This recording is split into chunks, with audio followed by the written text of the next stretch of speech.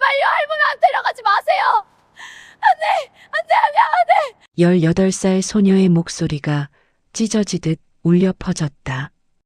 차가운 아스팔트 바닥에 무릎을 꿇은 채 그녀는 노란 조끼를 입은 단속 반원의 바지를 붙잡고 있었다.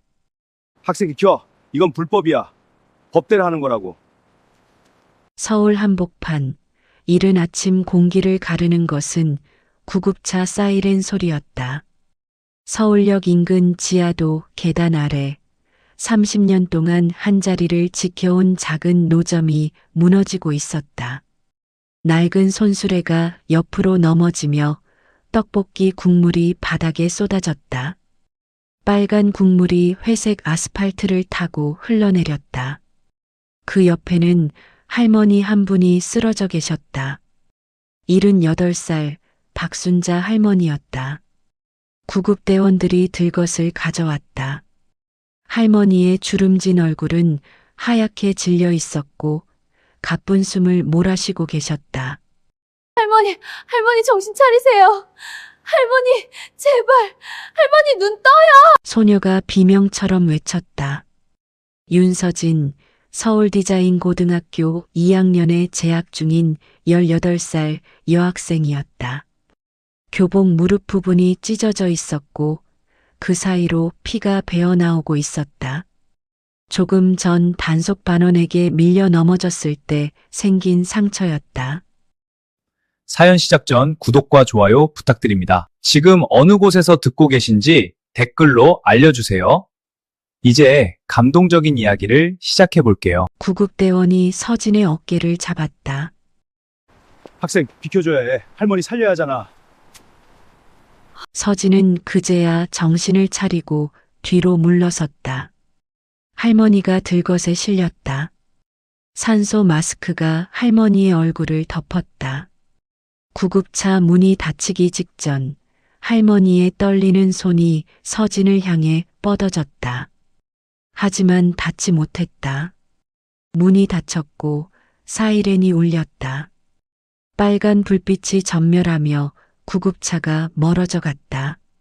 서진은 그 자리에 주저앉았다.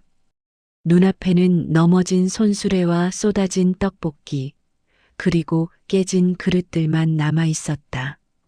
이곳은 서울특별시 중구 복례동, 서울역에서 도보로 5분 거리에 있는 지하도 계단 입구였다.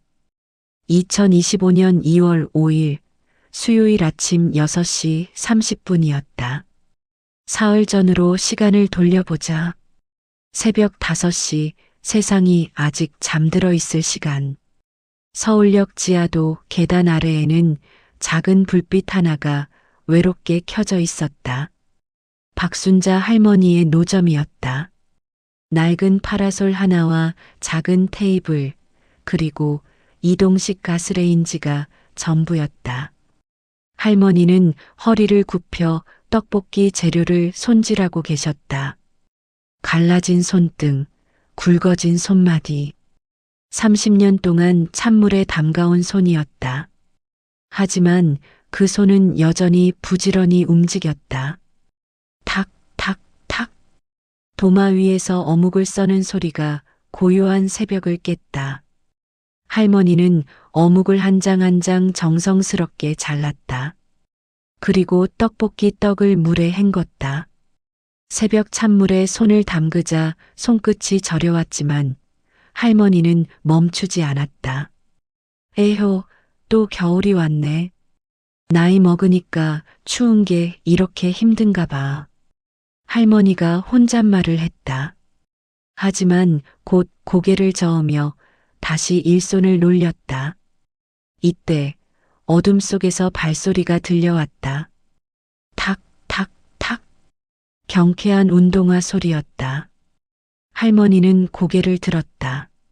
멀리서 교복 입은 여학생 하나가 뛰어오고 있었다. 서진이었다. 할머니, 오늘도 제가 1등이죠? 서진의 목소리가 밝게 울려 퍼졌다. 할머니는 일부러 인상을 찌푸렸다. 고등학생이 잠을 더 자야지. 왜 이렇게 일찍 나와? 할머니 떡볶이 먹어야 하루가 시작되잖아요. 서진이 환하게 웃으며 말했다. 할머니는 투덜거리면서도 이미 손은 움직이고 있었다. 작은 용기에 떡볶이를 담기 시작했다. 떡 5개, 어묵 3장, 그리고 삶은 계란 2개를 조심스럽게 넣었다. 2,500원이에요. 서진이 주머니에서 꼬깃꼬깃한 지폐를 꺼냈다. 1,000원짜리 2장과 500원짜리 1개. 아르바이트로 번 돈을 아껴서 모은 것이었다. 서진의 집안 형편도 넉넉하지 않았다. 아버지는 2년 전 교통사고로 돌아가셨고, 어머니는 식당에서 설거지 일을 하며 겨우 생계를 이어가고 계셨다. 하지만 서진은 단 한 번도 할머니의 떡볶이가 아깝다고 생각한 적이 없었다. 이 떡볶이는 그저 아침 식사가 아니었다. 추운 새벽을 견딜 수 있게 해주는 유일한 위로였다. 할머니, 저 다음 달에 모의고사 있어요. 열심히 공부해서 꼭 좋은 대학 갈게요. 그래, 우리 서진이는 똑똑하니까 공부 열심히 해라. 할머니가 서진의 머리를 쓰다듬었다. 거칠지만 따뜻한 손길이었다. 서진이 떡볶이 용기를 받아들고 학교로 향했다. 뒷모습이 완전히 사라질 때까지 할머니는 눈을 떼지 못했다. 착한 것, 저 집구석도 힘들 텐데. 할머니는 서진이 놓고 간 돈을 손에 쥐었다. 그리고 작은 노트에 무언가를 적었다. 서진이 떡볶이를 사간 날짜와 시간.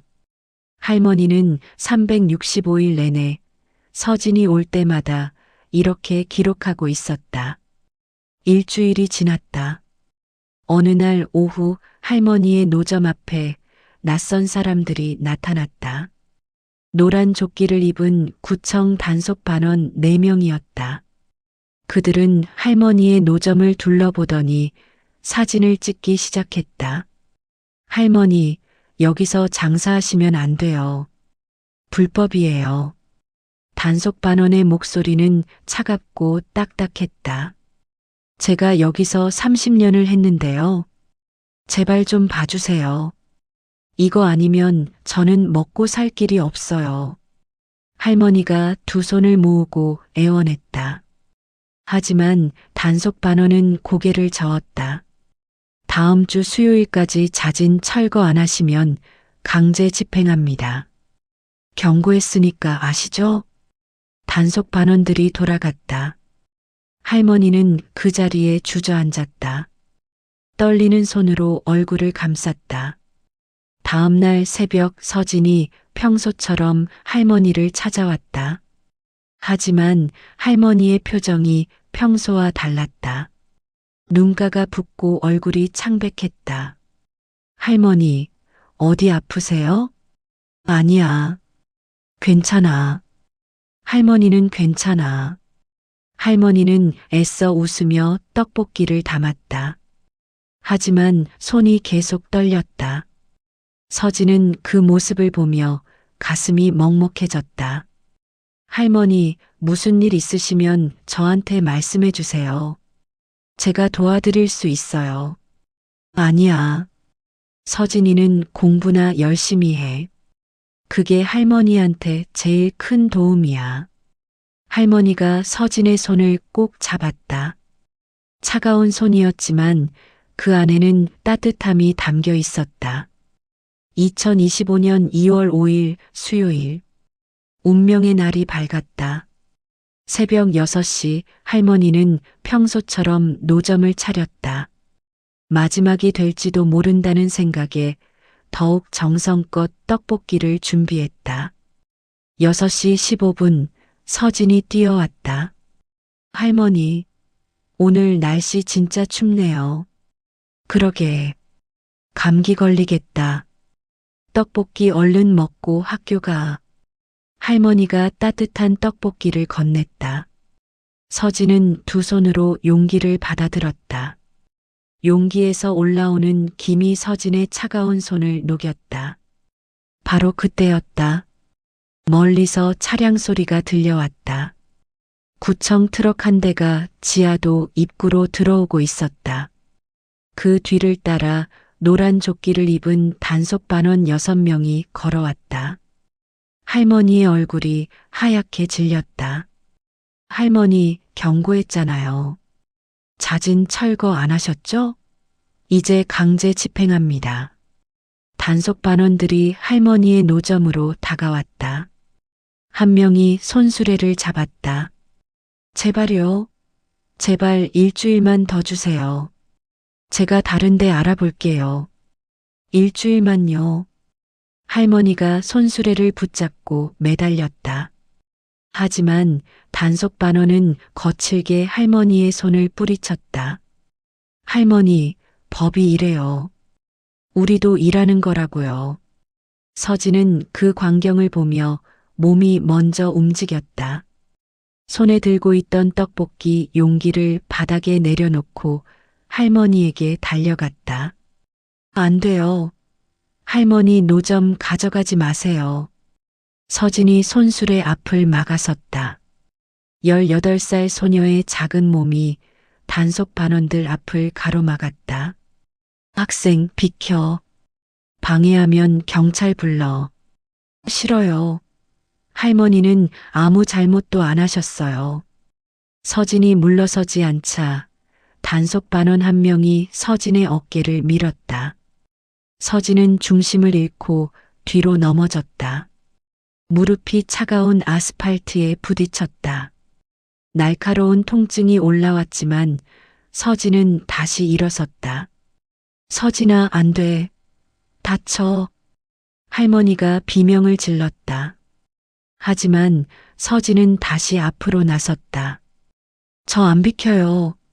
할머니 지킬 거예요. 단속반원들은 더 이상 기다리지 않았다. 2명이 손수레를 들어 올렸다. 그 순간 손수레가 기울어지며 떡볶이 냄비가 넘어졌다. 뜨거운 국물이 바닥에 쏟아졌다. 아이고, 내 떡볶이. 할머니가 주저앉아 쏟아진 떡볶이를 주워 담으려 했다. 하지만 이미 늦었다. 빨간 국물이 아스팔트를 타고 흘러내리고 있었다. 할머니, 일어나세요. 제발요. 서진이 할머니를 부축하려 했다. 그때였다. 할머니가 갑자기 가슴을 움켜쥐었다. 으윽. 할머니의 얼굴이 일그러졌다. 숨을 제대로 쉬지 못하고 헐떡이기 시작했다.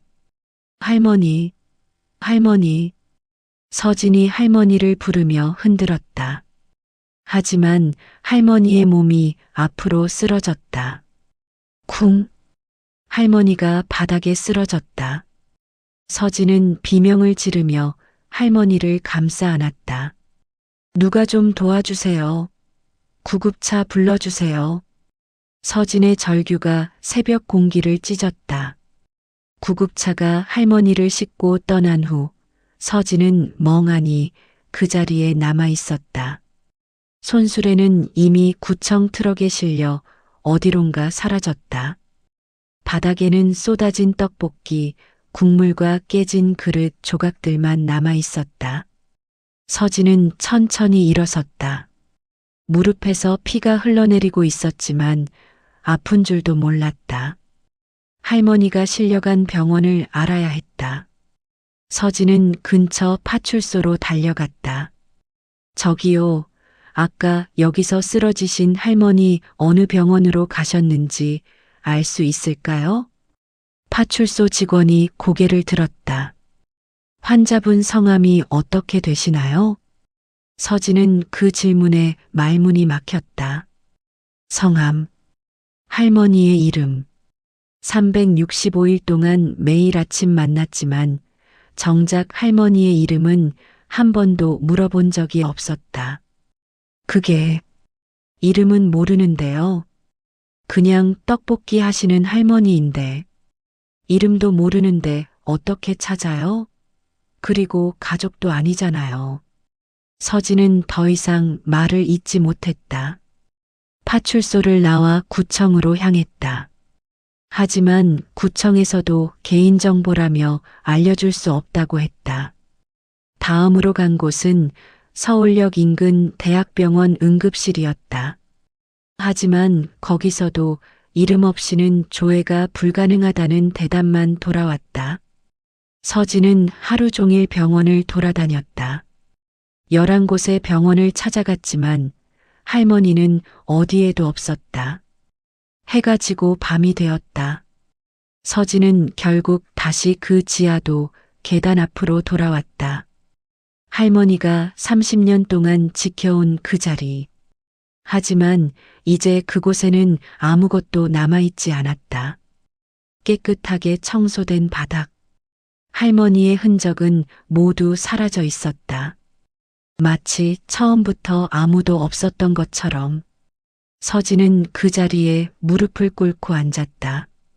차가운 바닥에 손을 짚었다. 아침에 쏟아졌던 떡볶이, 국물의 흔적조차 남아있지 않았다. 할머니. 서진의 입에서 작은 울음이 새어나왔다. 눈물이 볼을 타고 흘러내렸다.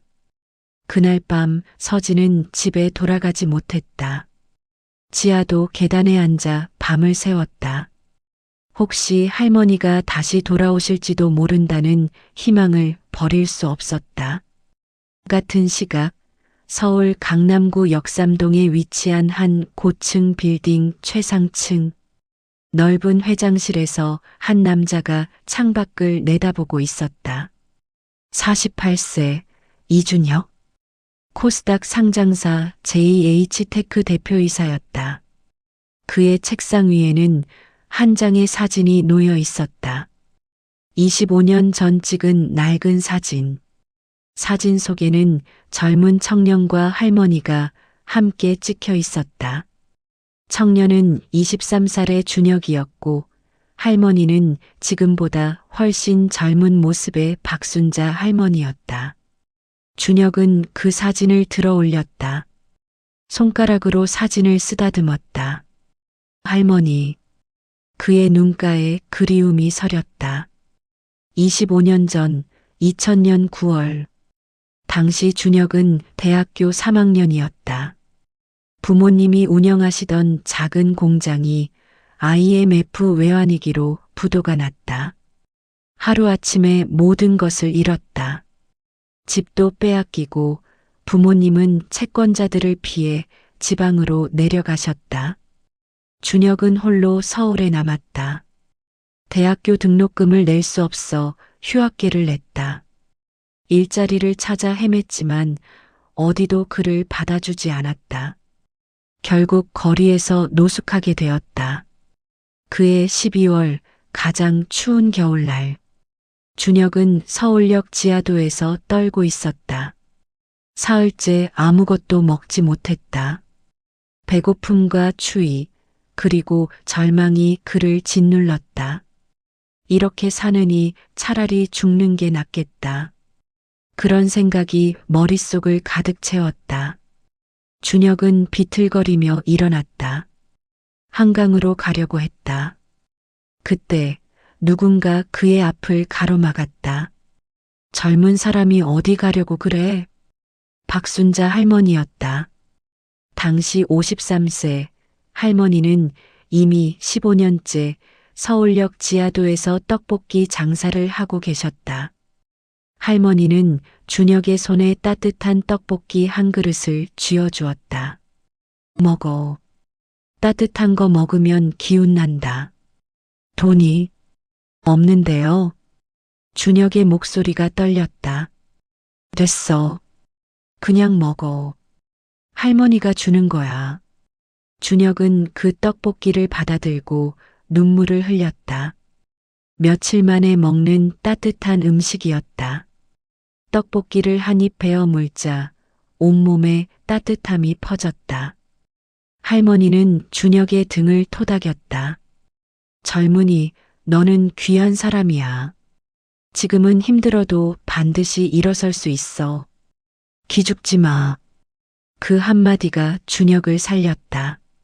준혁은 다시 일어섰다. 편의점 야간 알바를 시작했고, 낮에는 공사판에서 일했다. 2년 동안 미친 듯이 일했다. 그리고 작은 IT 회사에 취직했다. 10년을 일하며 기술을 배웠고 5년 전 자신의 회사를 창업했다. 작년에 코스닥 상장에 성공했다. 준혁은 성공한 후에도 늘 할머니를 찾았다. 하지만 할머니의 이름도 모르고 연락처도 몰랐다. 사람을 고용해 찾아보았지만 찾을 수 없었다. 그런데 일주일 전 드디어 단서를 잡았다. 서울역 지하도에서 30년째 떡볶이 장사를 하시는 할머니가 계시다는 정보였다. 준혁은 즉시 사람을 보냈다. 사진을 확인한 결과 틀림없이 그 할머니였다. 하지만 도착했을 때는 이미 늦었다.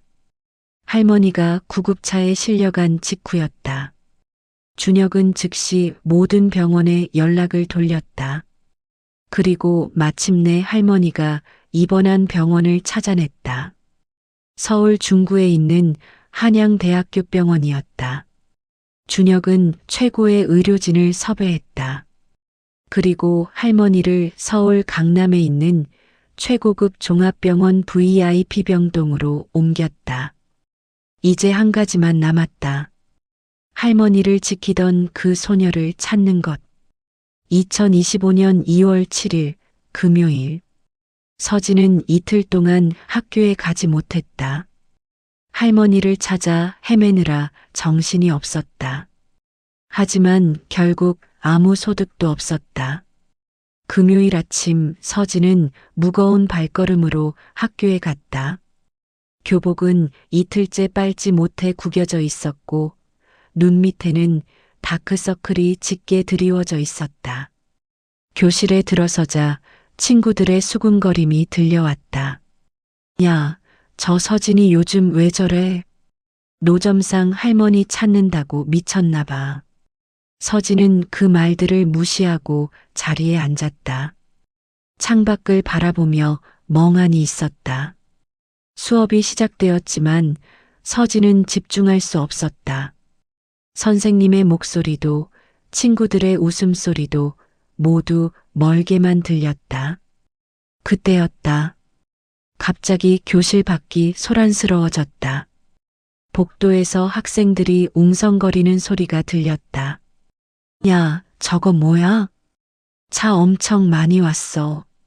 학생들이 창가로 몰려갔다. 서진도 무심코 창밖을 내다봤다. 그리고 얼어붙었다. 학교 정문으로 검은색 리무진 10대가 줄지어 들어오고 있었다. 모두 똑같은 최고급 수입차였다. 리무진들은 일정한 간격을 유지하며 천천히 운동장으로 들어왔다. 와, 대박. 저게 뭐야? 대통령 온 거 아니야? 학생들이 난리가 났다.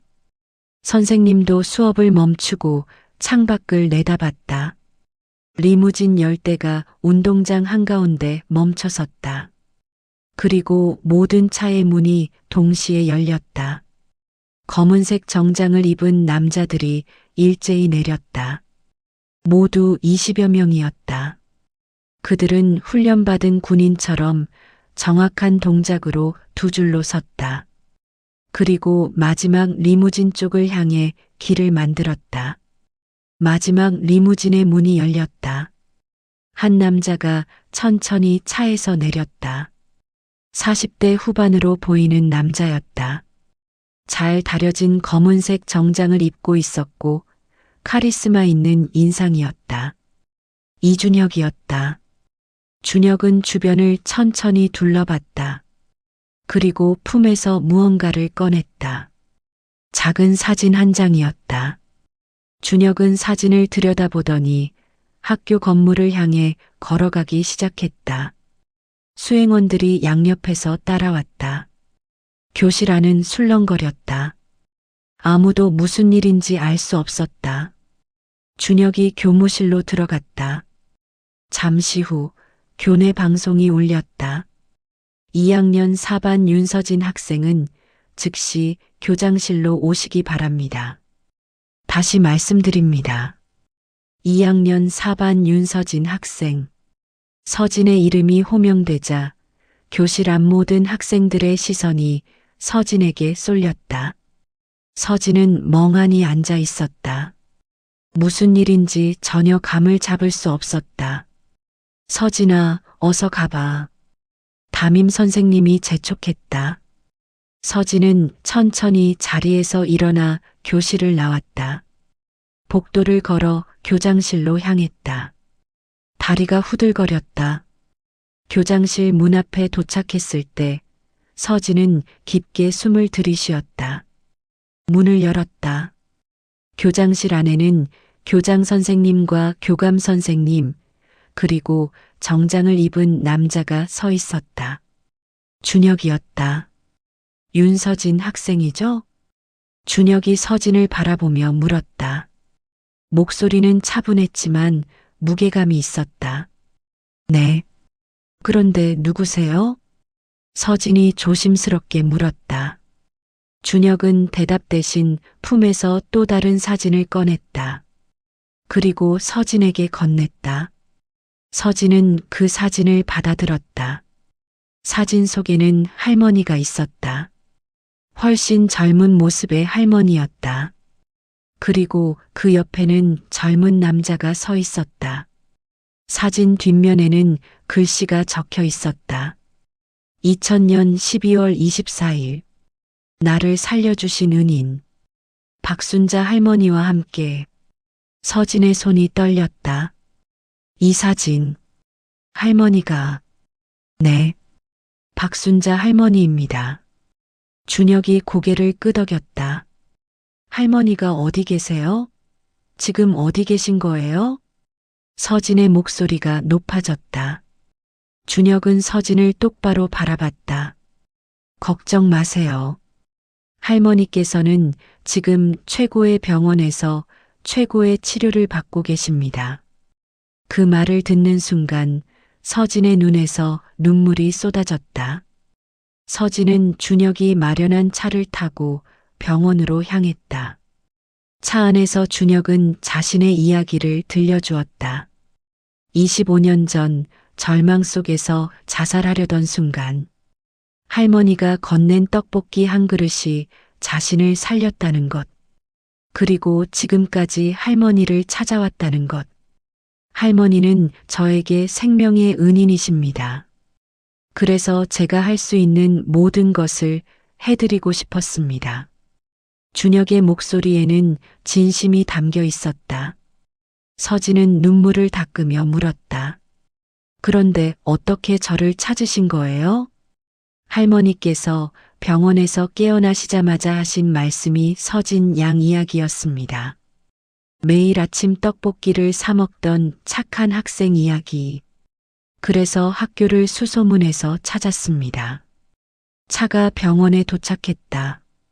서울 강남구에 위치한 최고급 종합병원이었다.